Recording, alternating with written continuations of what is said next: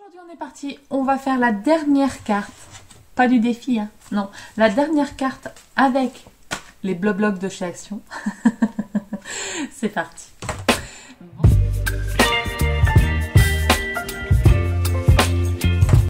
Bonjour à tous, j'espère que vous allez bien.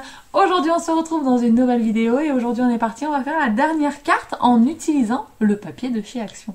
Donc, dans mes recherches pour trouver l'inspiration, je suis tombée sur ça. Alors, qu'est-ce qu'on voit? On voit 4 cartes. Perso, je me suis concentrée sur la carte qui est en bas à droite. Alors, qu'est-ce qu'on voit sur cette carte? Je pense que ça a été fait avec du papier... comment ça me fait penser beaucoup à du papier fait du scrap. Vous voyez ce que je veux dire ou pas? Enfin bon, moi je n'ai pas regardé sur le site internet, mais vous avez vu, vous avez toujours les liens, enfin pas les liens, mais les noms des sites en général et tout ça, donc voilà.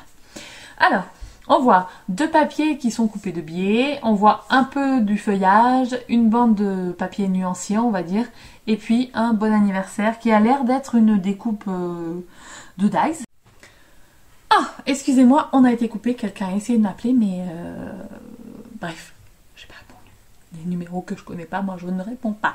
Bref, alors, je vous disais qu'on avait l'impression de voir une découpe avec un dies. Donc c'est parti. Je vais essayer de faire une carte dans ce style-là.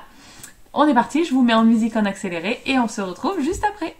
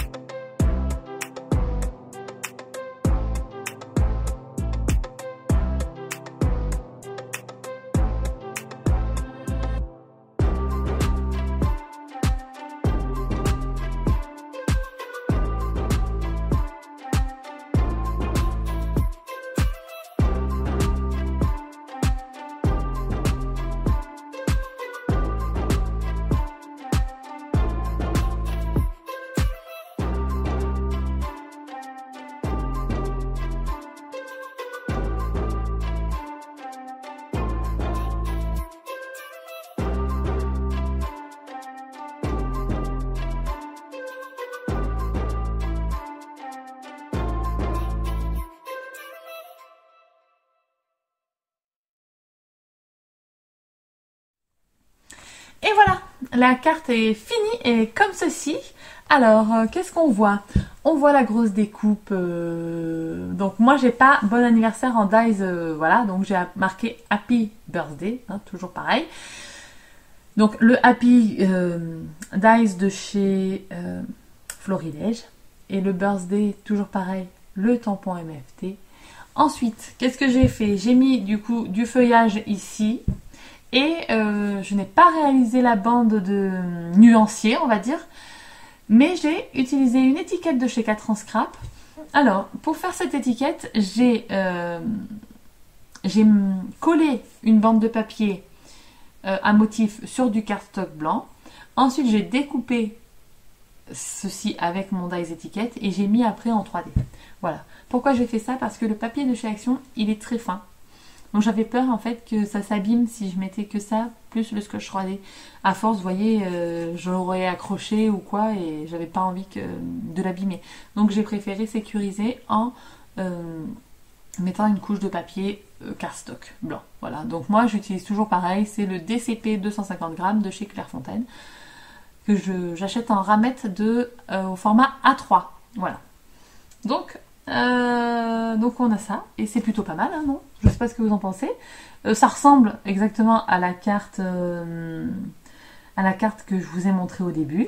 Et puis, moi, je suis plutôt contente. C'est une carte tellement facile à faire que, en fait, moi, j'y pense pas forcément de faire des cartes aussi simples.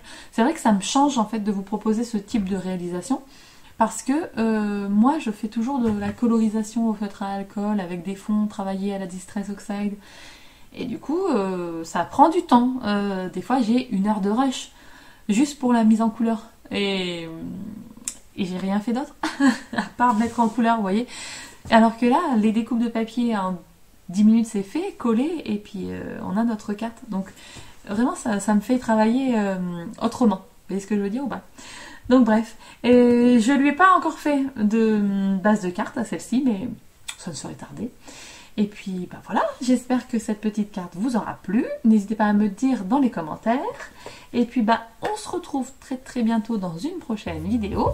Et d'ici là, scrapez bien. Ciao, ciao.